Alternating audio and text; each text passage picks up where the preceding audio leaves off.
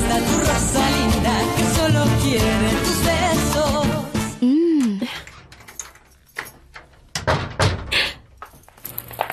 Pasensya na, natagalan ako, Lucy. Ang akala ko hindi ka pa uuwi para tulungan ako magluto, Rosalinda. Naku, hindi. Ngayon lang ako nakauwi kasi... Ano kasi? Sabi ko na, kasama mo ba siya kanina? Kumusta, Rosalinda? Di ba isang linggo na kayo nagkikita? Ano, kayong dalawa na ba? Talagang boyfriend ko na siya! Ang sayo naman! Oo, sobrang saya ko talaga. Sobrang dami ko rin ikikwento sa'yo, Lucy. Sige, kwento mo na. Sandali lang, pupuntahan ko muna si Mama. Grabe. Soledad. Soledad. Di mo dapat sinakripisyo ang sarili mo. Para sa asawa mong duwag. At pati na rin sa anak nung walang hiya. Fernando Jose Altamirano del Castillo. Ano na kaya siya ngayong wala ng ama niya?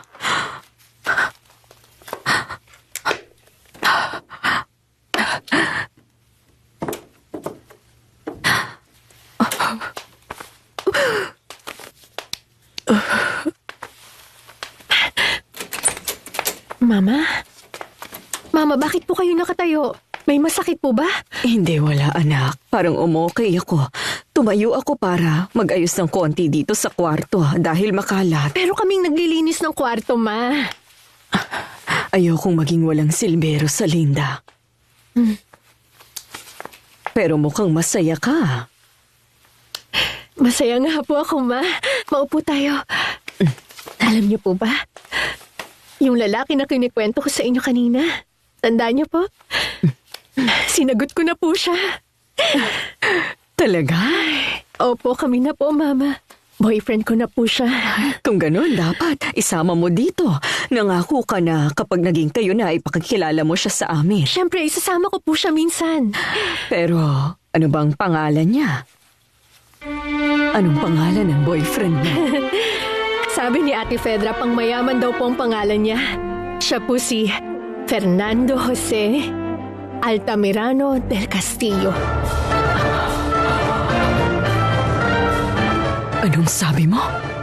Hindi ba napakaganda po ng apelido niya? Sabi ni Ate Fedra, pang mayaman daw pero sa tingin ko wala siyang kinalaman sa mga mayayaman. Paano mo nasabi?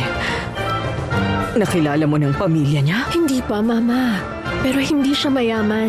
Tumutugtog lang siya ng piano sa isang restaurant. Rosalinda, anak, yung papa niya, buhay pa ba? Ha? Hindi na po.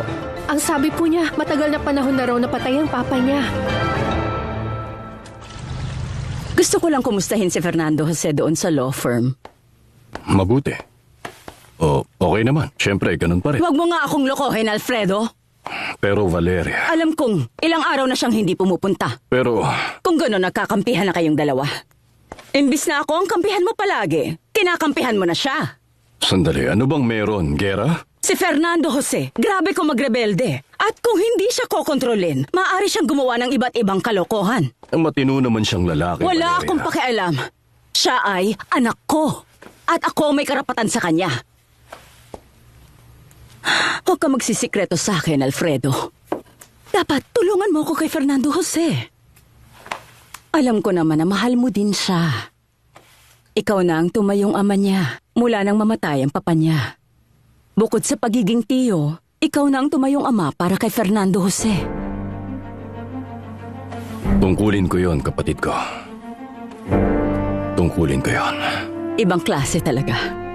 20 taon na ang nakalipas. At tanda ko pa na parang kahapon lang nangyari. Ganon din ako. 20 years na akong byuda. Hindi ko nakasama ang mahal ko. Ang pakonsuelo lang na natanggap ko ay naparusahan ang pumatay sa kanya.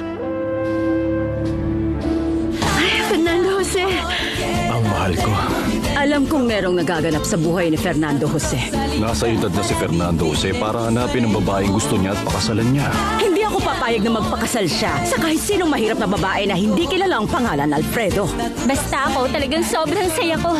May boyfriend ng isa sa atin ngayon. Ang bilis mong maging magkasintahan. Hindi pa kayo ganong magkakilala. Pero sapat na yon para makilala namin ang isa't isa at maisip na ipinanganak kami para sa isa't isa. Bakit yun pang lalaking yun ang nagustuhan ni Rosalinda? Hindi sila pwedeng magkatuluyan. Rosalinda, ay amor.